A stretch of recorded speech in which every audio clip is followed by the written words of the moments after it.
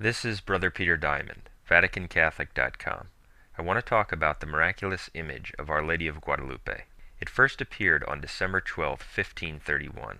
According to the account, an Indian named Juan Diego had been visited by the Virgin Mary numerous times. She told him to go to the bishop so that a chapel could be built, but the bishop did not believe Juan. The bishop asked Juan to tell the lady to give a sign as a proof that it was truly the Mother of God who had appeared. In response, the Virgin told Juan to gather some roses in his tilma and present them to the bishop. As he did so, the roses fell to the floor, and the image of Guadalupe was miraculously imprinted on his tilma. It still exists to this day, 479 years later, and it can be visited in Mexico. The first miraculous aspect of the image that I want to discuss concerns the lack of an undersketch or an underdrawing.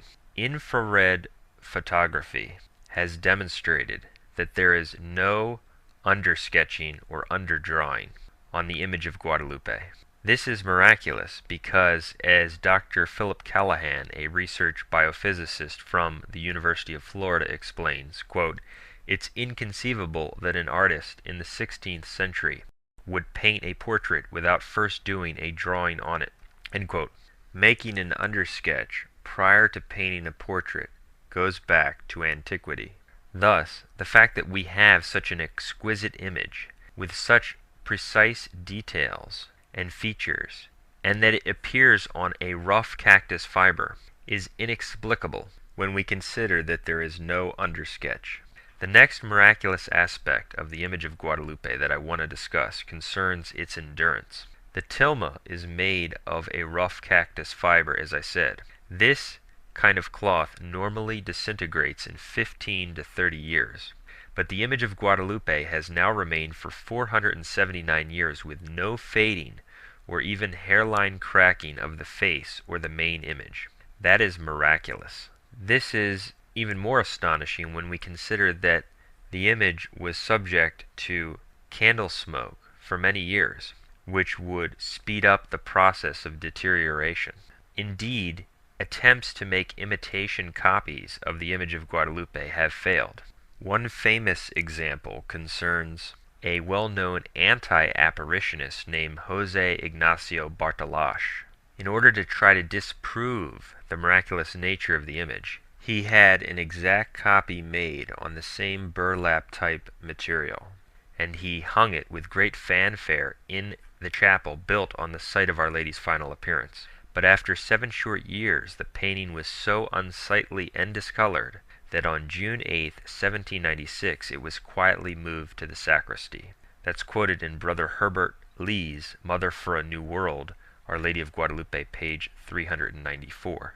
That means that attempts to reproduce the image have failed miserably. Concerning the miraculous endurance of the image, the following quote is of interest. I mentioned Dr. Philip Callahan earlier. He points out that, quote, "The mantle is of a dark turquoise blue. This presents an inexplicable phenomenon because all such pigments are known to be subject to considerable fading with time, especially in hot climates. The Indian Mayan blue wall paintings are already badly faded. The blue mantle on the tilma of Guadalupe, however, is bright enough to have been laid last week." End quote. So the colors are miraculously fresh and bright. There is also the amazing fact that in 1778, a considerable amount of nitric acid was spilled on the image of Guadalupe. The workman fled in terror, expecting to have seriously damaged his country's most treasured possession. But to everyone's astonishment, only slight stains appeared, which can still be seen in the upper right corner. That's quoted in Janet Barber, The Tilma and Its Miraculous Image, a Handbook on Guadalupe, pages 61 to 62. There is also the fact that in 1921 a bomb was concealed in some flowers that were placed on the altar under the image of Guadalupe. The bomb went off and severely damaged a crucifix, but the glass that contains the image of Guadalupe miraculously was not even damaged. The next aspect of the miraculous image that I want to discuss concerns the stars. Some people have concluded that the stars, as well as the sunburst and the moon, are add-ons, and that the original image was simpler. Dr. Philip Callahan is one of those who holds this idea. He still believes that the image is miraculous, but that the original image was simpler. I believe he is incorrect on this point for two reasons. First, it was discovered in 1983 by Dr. Juan Homero Hernandez and Father Mario Rojas Sanchez that the stars on the image correspond precisely to the constellations of the winter sky on December 12, 1531. And what's so fascinating is that the constellations are shown as viewed from outside the heavens, in other words, in reverse. It's as if we have a picture from someone looking at it from outside the universe. It's a snapshot of heaven and earth from the very moment that Juan Diego saw Our Lady. It becomes even more striking when we consider that the flowers on Our Lady's tunic correspond to the volcanoes in Mexico. This is discussed in detail on page 77 of a handbook on Guadalupe, published by the Academy of the Immaculate. In other words, the interior portion of the miraculous image, which is multifaceted in its manner of instructing and awing, represents the earth, and the turquoise mantle on the outside, featuring the miraculous stars representing the constellations, represents the heavens. It's the picture of the encounter between heaven and earth when Our Lady appeared to Juan Diego on December 12, 1531, and captured miraculously, and still present on the cactus fiber almost 500 years later. But what's even more amazing is that the stars appear only on the mantle of the image, and not on the tunic. And as I said, the stars that appear correspond to the constellations in the sky on the day of December 12, 1531. But as people superimpose the image of Our Lady to the sky of that day, and fill in the stars for where they would have appeared if her tunic had been filled with stars, the miracle becomes even more stupendous, because the constellation Corona Borealis, meaning Borean crown, representing a crown, would appear right between Our Lady's temples. That signifies that Mary has a crown and that she is the Queen of Heaven. The constellation Virgo, signifying virginal purity, would appear over the area of her heart, signifying her immaculate and virginal heart. And the constellation Leo the Lion would be over her womb. The lion represents Jesus Christ, because Christ is the Lion of the tribe of Judah. This signifies that Christ the King is present in her womb. And there's even more. All of this shows the divine and indeed infinite intelligence behind this miraculous production. In addition to all of these facts, the second reason I believe Callahan is wrong to think that the stars are add-ons is that he says the stars were added in the 17th century. However, we know this is not true, because there is a copy of the image of Our Lady of Guadalupe from 1570 that was used at Lepanto, and it corresponds precisely to the image that we have now. That means that if the stars were added on, they must have been added between 1531 and 1570, which is highly unlikely. In addition, there is a famous picture of the image from the Codex Civil. This dates to perhaps just a few years after Our Lady's appearance in 1531. And this picture shows the sunburst and corresponds greatly to the image that we have now. All of this supports that the stars and the sunburst and the moon were part of the original image. Some are puzzled by the fact that while the face doesn't even show a hairline crack or a fade, the sunburst, the stars, and the moon show some evidence of flaking. And I have an opinion about this, and I believe it fits with what we learn in sacred scripture concerning the stars and the sun and the moon. We are told in Luke 21:33 that heaven and earth shall pass away, but my words shall not pass. Hence, it makes sense that we would see evidence of the stars in the image and the moon and the sunburst fading, because in reality the heavens shall pass away, but the Virgin herself and the primary image surrounding her and her face are incorruptible, because she will shine forever in heaven. That could be why we see evidence of fading in the stars, etc., but not on the Virgin's features. The next miraculous feature that I want to discuss which might be the most miraculous feature of all, concerns the eyes of the image. It is a fact that the image of a bearded man has been discovered in the eyes of the Virgin. It was first discovered in 1929 and then again in 1951, and it was subsequently confirmed by modern science and intense investigation. The image of the bearded man with a full head of hair corresponds to pictures of Juan Diego, the Indian who originally saw Our Lady. In other words, the image of Juan Diego is microscopically captured in the Virgin's eye. Of course, no human painter could have ever conceived the need to put microscopic images of Juan Diego in the eyes of the Virgin, so that they would later be discovered by the advances in modern science. And it is simply impossible for any human painter to have pulled it off, because the images are simply too small to paint. And the presence of these images in the eyes is all the more amazing, because the images correspond exactly to what happens in a human eye when it sees something. Jody Brant Smith, who studied the image of Guadalupe, along with Dr. Callahan, is a non-Catholic. He explains, quote, "Before I could understand the importance of his discovery, I needed to learn something about the physiology of the human eye, in particular what is called the Purkinje-Sanson principle. In its simplest form, the Purkinje-Sanson law states that whenever we see any object, the object is reflected in each eye, not once, but in 3 different places. This threefold reflection is caused by the curvature of the eye's cornea. 2 of the reflections are always right side up, and 1 is always upside down." End quote. That's quoted in Thomas Sennett's book, Not Made by Hands, page 58.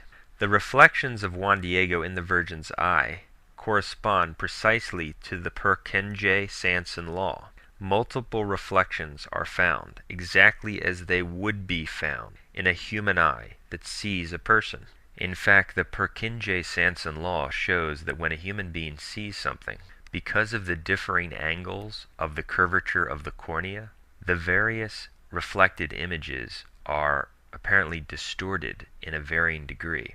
And in the images within the eye of the Virgin of Guadalupe, quote, "there is a perfect collocation in agreement with this principle, the distortion of the figures even concurring with the predicted curvature of the cornea." End quote. That is to say, the images appear exactly as we would expect them to appear in a human eye. That means that what we have in the image of Guadalupe, still fresh today on the rough cactus fiber, is the visual reproduction of that heavenly encounter in 1531. And this is true on many levels.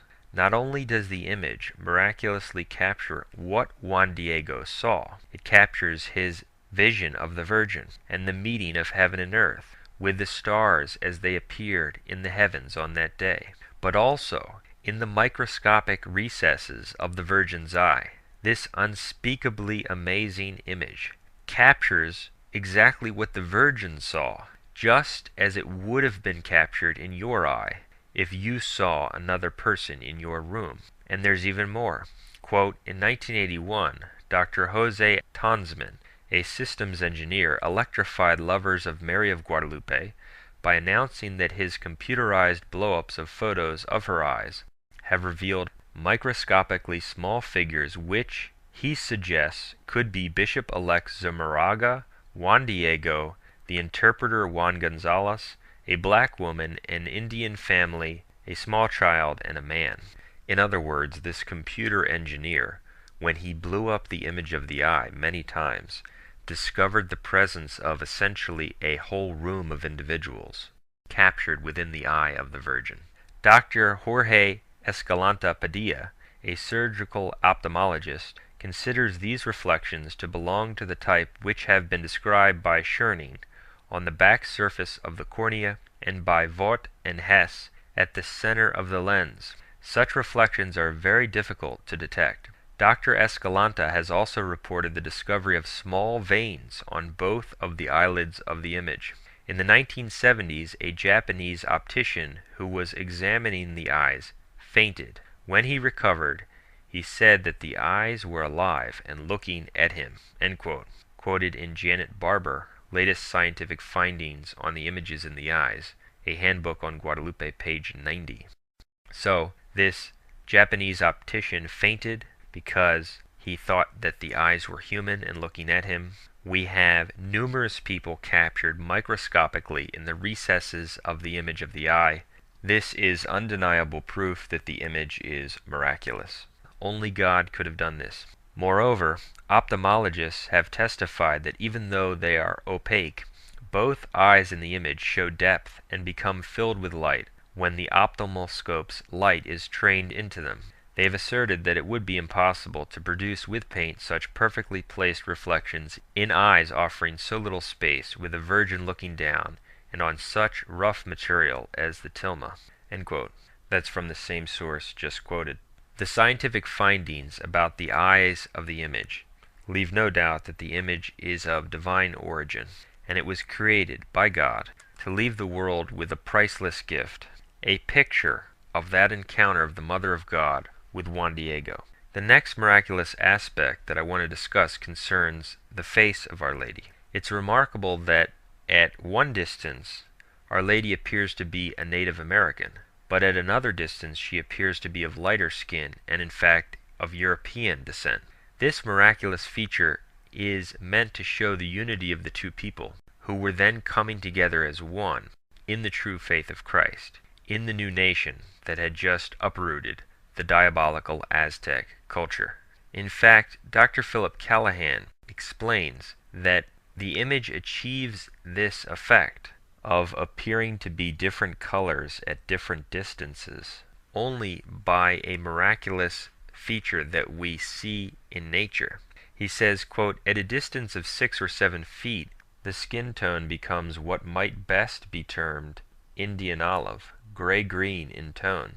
It appears somehow the gray and caked-looking white pigment of the face and hands combines with the rough surface of the unsized hue. Such a technique would be an impossible accomplishment in human hands.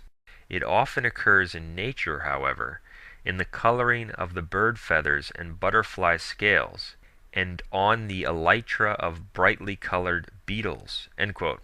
So what he's saying is that this miraculous feature of a change in color at different distances is something that we see in nature, on beetles and in bird feathers and on butterfly scales, and that it occurs on the tilma in a miraculous way. The pigment combines with the rough surface of the cloth to give it a different effect, yet it is still beautiful and delicate at every distance. This is simply a miracle, and no human artist could have ever accomplished this effect.